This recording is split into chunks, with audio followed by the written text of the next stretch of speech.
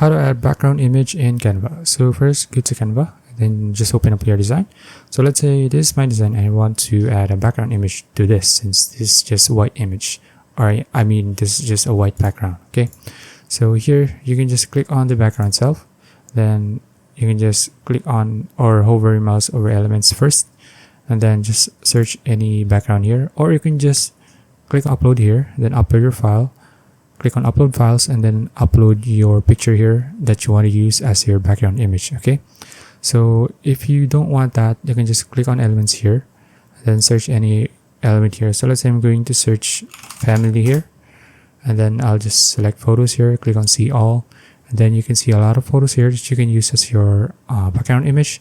So let's say I'm going to use this one, click on that, and then once you've added this, you can just right click on it and then click on set image as background. Okay, and there you go, now you have an image as your background.